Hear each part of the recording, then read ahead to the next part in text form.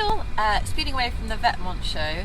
The reason I'm woggling this condom at you is because it was the Vetmont invite. Vetmont are known for doing quirky invites and quirky shows and quirky spaces, and today was just that. So condom for an invite, and the show was at McDonald's. Yes, you heard right. Apparently the largest McDonald's in France, which is on the Avenue Champs-Élysées, I believe, yes.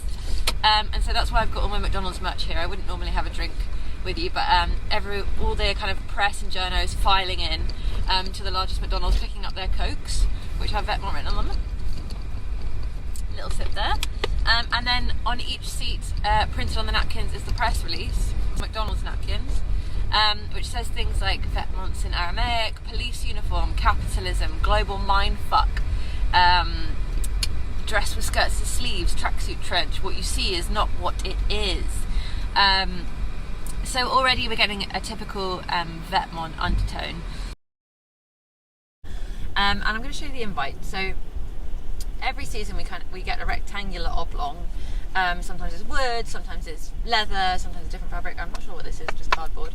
But I wanted to show you because this is a bit of an indication into last season. So for the menswear show, Menswear Autumn Winter 19, they had a spotlight, a really stark spotlight shining through. Fret not though, because Spring Summer 20 is back with a bang. We were each given a lovely little rose on the seat, and labelled here as modelled by lovely Callum. Is, I think it says DVN times XCLX. Those in the know will know that XCLX is Christian Lacroix. And so Dries and Christian have been working together for 6 months in secret on this collection.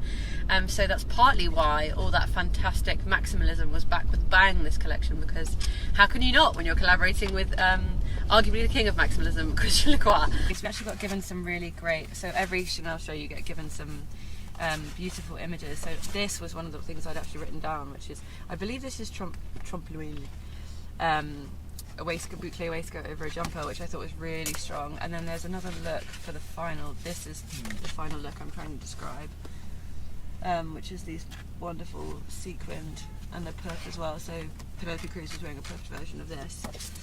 Just a really, really strong collection. And to close it, they had the same song they had for Fendi, which was Heroes by David Bowie. So I really like that. Oh yeah, so this is the beautiful wide leg trousers and the adaptation of the puffer jacket that I thought was really fantastic.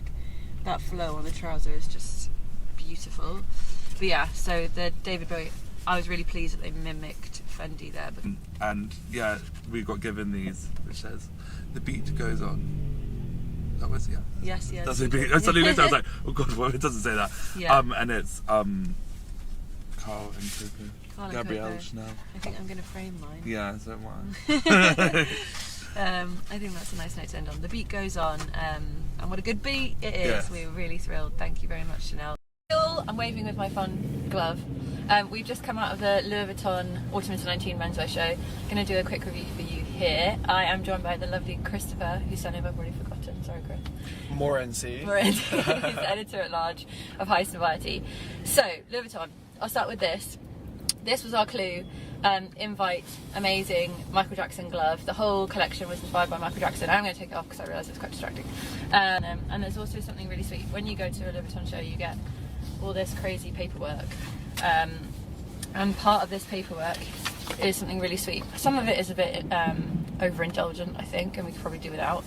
But these are 3 maps of where each of the models are from, and I think that's a really, really nice thing to do. It makes them less of like a vessel for the clothes and more of these like personalities and communities and individuals that Virgil's chosen. So that I really like, very impressed with that. It was just really, really impressive. I also have like on everyone's seat to do with the thriller theme. In the movie there's like plastic bags and stuff that get whistled away, so lots of people had plastic bags or bits of rubbish. I had a receipt, which I'm quite into, and I'm like free. I had a voting note. Did you? Please vote. Please vote. That's so good. So guys, also we were sat on these, which I've hijacked very cheaply. Now I feel bad that I didn't bring mine. Yeah, so we were sat on little foam seats as if you're like a bum on the seat and you've just pulled something. I heard actually that Dev Hine. They also have something I just wanted to have a look at, which is the A to Z, which is a bit overindulgent to have, but Yeah, they did it the last time as well. yeah, they do it every season. I see that the A, they say accessomorphosis, which means A garments going into accessories. So that's like the vest with all the pouches. That's what they had the last time as well. Just as we turn to this page, there's a word. All that these says- references are so interesting. They're so funny.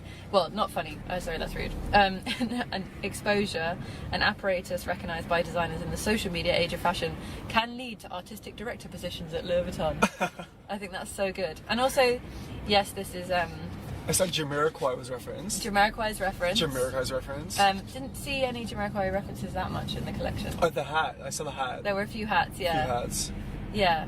Harnessing hats. Jamiroquai, Yeah. a British pop group formed in 1992, fronted by the singer J.K., whose idiosyncratic look defines an idea of self-expression over fashion fads and corresponds to Virgil Abloh's notion of trendlessness. There it is. Individuality. I love it. So basically, this is kind of a go-to book if you ever don't understand something that's going on, or what does Virgil mean by this. It's really sweet to have this.